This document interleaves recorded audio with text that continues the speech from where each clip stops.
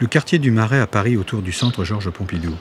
Un bâtiment voué à la culture rêvé par deux jeunes architectes dans les années 70, Renzo Piano et Richard Rogers. Des millions de visiteurs en 20 ans pour le centre, des milliers de personnes chaque jour dans ce quartier, et des centaines de baladins et saltimbanques qui se sont produits ici à ciel ouvert depuis 1977. 20 ans plus tard, j'ai retrouvé ceux qui sont toujours là. J'ai suivi Ludo, fakir et cracheur de feu en 1994. C'est le dernier été qu'il va passer sur la Piazza Beaubourg, après 12 années de spectacle quotidien.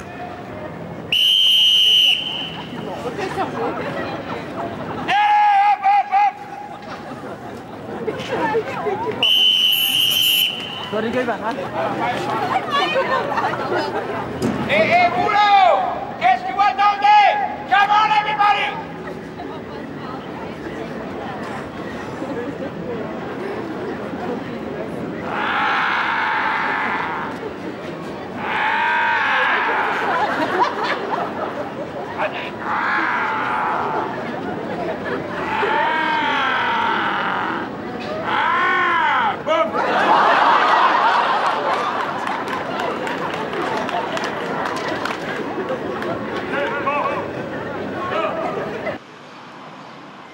Juste à l'entrée de la piazza, un peu à l'écart, un artiste singulier, ici depuis l'ouverture du centre Pompidou, John Gaze.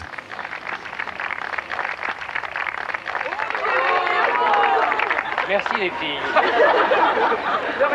On dit que la forêt est là et que dans la forêt, le vent souffle. Oui, un messager est venu. Le prince charmant. Le prince charmant. Va la réveiller. Va la Et réveiller. oh, à ce moment-là, la sorcière est là, c'est pas. La virée. Non, il n'y aura pas de joie dans votre royaume. Non, il n'y aura pas de joie dans votre royaume. Qu'as-tu dit, sorcière? Ça suffit. Non. Quand on se colte comme ça la rue et qu'on essaye de...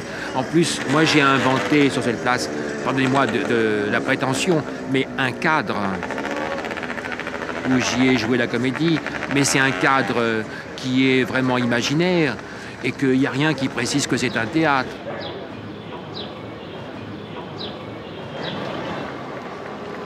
Et puis un salut aussi à l'architecte. Salut à Renzo Piano? Oui, absolument. Sûr. Ben, sur son audace de l'époque. Notre idée a toujours été celle de faire un vide, en prenant le courage de le faire.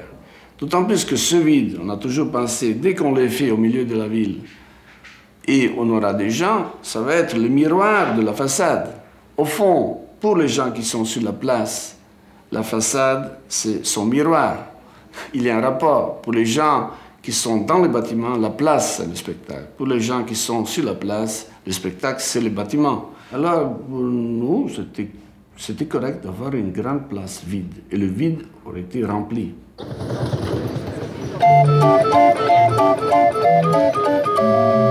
Il allait de tour en tour, comme les anciens troubadours. Au milieu des vieilles maisons, il entendait ses chansons. Pour quelques pièces de monnaie, aux gens qui lui demandaient. Il ne se faisait pas prière pour se remettre à chanter. Oh, mais tourne la manivelle de ton vieil orgue de barbarie. La musique volatile d'elle, chante-nous les ponts de Paris.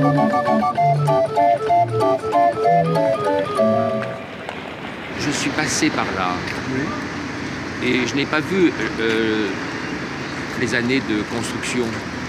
Je suis arrivé quand tout était installé. Je crois qu'il y a eu un appel, les gens ont entendu ce centre et ça a suggéré, en tout cas, ça a titillé du monde. Oui, il y a eu du monde. Moi, quand je suis arrivé, il y avait des personnes qui étaient déjà installées. Qui faisaient des animations. Et c'est, je dirais même à leur contact, que je me suis autorisé à... Parce que si j'avais été tout seul sur cette place vide, j'aurais jamais osé. Je veux dire que c'est bien grâce aussi à l'exemple de d'autres saltimbanques.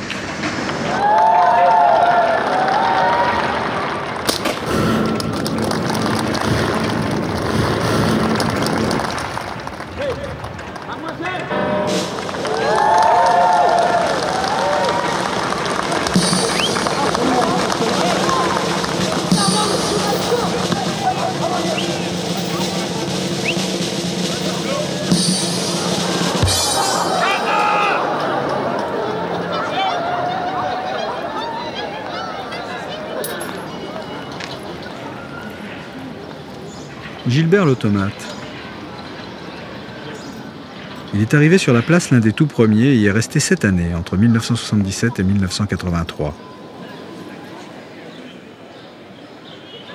Le relais Beaubourg, filmé en Super 8 par Gilbert, c'est là qu'il habitait à l'époque. En 1996, il a voulu refaire pour moi les gestes qu'il a fait sur cette place tous les jours pendant toutes ces années. Depuis 1984, il n'était pas revenu ici faire son numéro. Moi, je voyageais sans arrêt. On était partout, comme tous les saltimbanques. On était éparpillés dans toute la France ou à l'étranger. Et Beaubourg, ça commençait, il y avait des acrobates, des jongleurs qui venaient, il y avait Mouna et tout ça. Et tous les artistes, les uns après les autres, on est venus à Beaubourg parce que c'était le seul endroit, le grand endroit qui attirait énormément de monde. Après des jours et des semaines, on commençait à se connaître et c'est devenu une famille, quoi. On est devenu une famille ici sur le plateau de Beaubourg, même qu'il y avait des gens qui nous écrivaient au directeur Bonneau, au centre Georges Pompidou, pour l'automate ou pour l'acrobate. Bonneau, le matin, nous ramenait les lettres, quoi.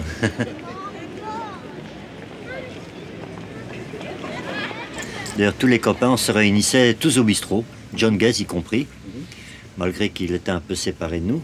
Mais tout le monde venait au petit matin discuter avec le patron. Est-ce que ça va être une bonne journée? Est-ce qu'il va y avoir beaucoup de touristes?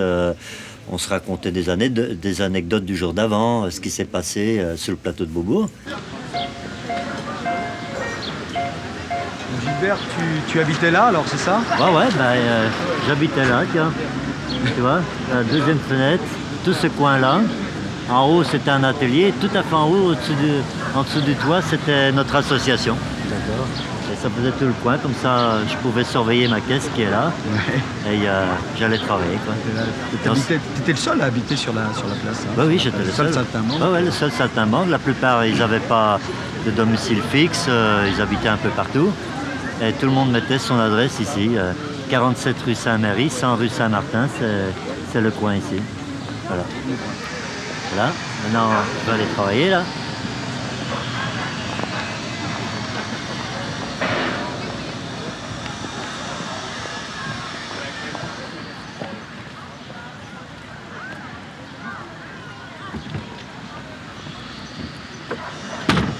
Mais le matin, tout le monde marquait sa place, c'est ça qui était marrant. Avant d'aller au bistrot, chacun avait sa carriole, comme John l'acrobate avec son matériel, Claude Reboul avec ses orgues, le cracheur de feu avec ses chaînes, avec sa bout de moquette et sa planche à clous. Et chacun marquait sa place au matin. Comme ça, l'artiste qui arrivait, ah, John est là, Gilbert est là, Claude Reboul est là, le mime il est là, donc il devait se chercher encore un endroit de libre. Et ça, c'était notre loi à nous, quoi. Dès que la place était marquée, personne ne pouvait la prendre.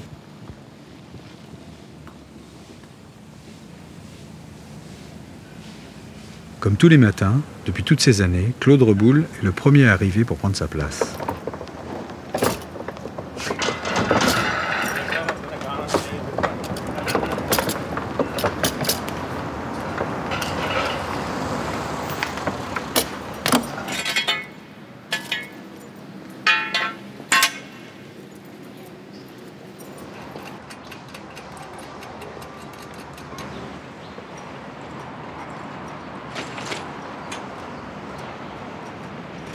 Je commence vers midi, 11h, midi, je finis vers 6h, 7h. Et j'arrive à 8h le matin pour déballer parce qu'il y a une autre ambiance, c'est-à-dire que la pilasse, elle est toute propre, elle est toute nette.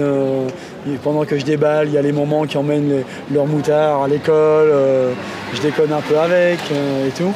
Puis après, je vais écrire au Café Beaubourg qui est juste à côté.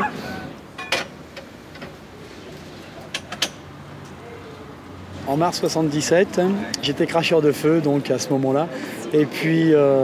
T'es cracheur de feu ici, non? Non, j'étais à Belfort, j'avais fait des pérégrinations là-bas. Puis j'ai voulu voir comment était Beaubourg, puisque j'ai travaillé aux Halles, j'ai fait le déménagement des anciennes Halles qui étaient devant moi maintenant, à Rungis, avec un 35 tonnes à l'époque. Et donc, j'ai voulu voir comment était Beaubourg. Je reconnaissais plus le quartier et tout. Et j'avais quand même avec moi ma petite valise avec 5 bouteilles de pétrole et mes torches. Et donc je suis arrivé sur la place Beaubourg. J'ai vu qu'il y avait d'autres saltimbanques qui étaient là. Et tu connaissais? Non, pas du tout. Je connaissais absolument personne puisque le métier, je l'avais embrassé 6 mois auparavant à Belfort. J'étais pas venu à Paris depuis. Et donc, ce mois de mars 1977, j'ai trouvé un Gus qui avait une dégaine un peu anachronique et tout. Je lui ai dit, bah tiens, voilà, moi je suis cracheur de feu. Et est-ce que ça t'intéresse que je bosse un coup avec toi pour voir? Elle m'a dit, bah, je veux bien, mais on fait un essai et puis on verra si ça marche. Et puis ça a marché au-delà de ses espérances parce que je faisais déjà les meilleures flammes parmi tous les cracheurs de feu. Et on avait dû faire la meilleure recette parmi tous les autres. C'est quelqu'un qui n'est plus là. Alors quelqu'un qui n'est plus là, qu'on peut dire qui a vraiment mal tourné. Hein, il a fini clochard, il est toujours clochard d'ailleurs. Je le vois des fois près de l'église, sur le boulevard Sébastopol, il vide la soupe populaire, des choses comme ça. Alors c'était dommage parce que c'était quelqu'un qui était très bon. On l'appelait, il se faisait appeler Romano. Hein, alors qu'il s'appelait Michel, je sais pas quoi. Et il avait une tchatche d'enfer. C'était un mec qui aurait pu être camelot, qui aurait pu faire des tas de choses.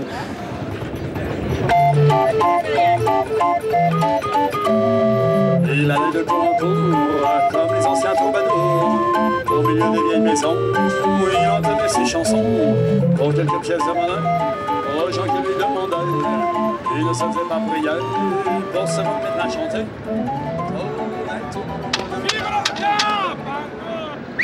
Come on! Stand here! Look! No, here! Push! No, here! Look! Okay!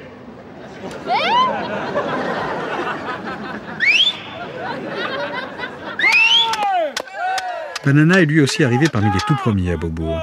Et depuis 20 ans, il est resté dans le bas de la piazza, juste à l'entrée du centre Pompidou.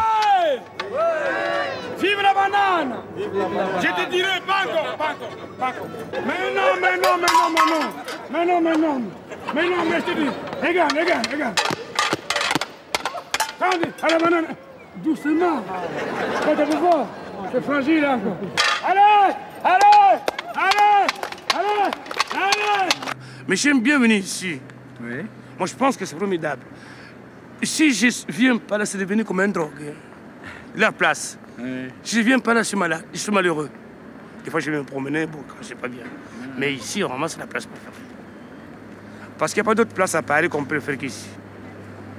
Et puis même, si je vais ailleurs, ce n'est pas bien. Oui. Je serai mal vu.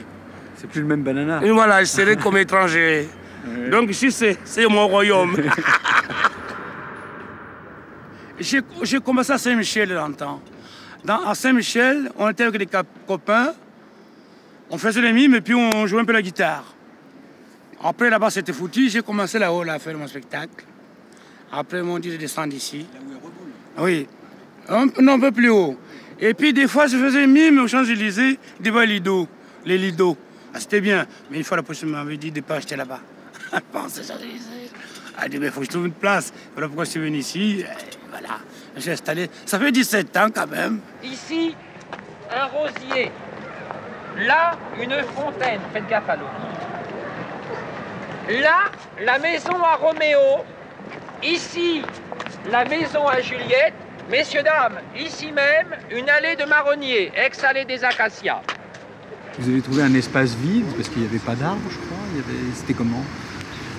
Cet immeuble n'existait pas. Enfin, ce quartier était en train de se construire. Enfin, il était en construction. Il y avait le centre était. Écoutez, quand les gens arrivaient du monde entier en groupe pour visiter le centre au début, dans le premier printemps, il y avait là on entend des marteaux-piqueurs, il y a des travaux actuellement pour la rénovation du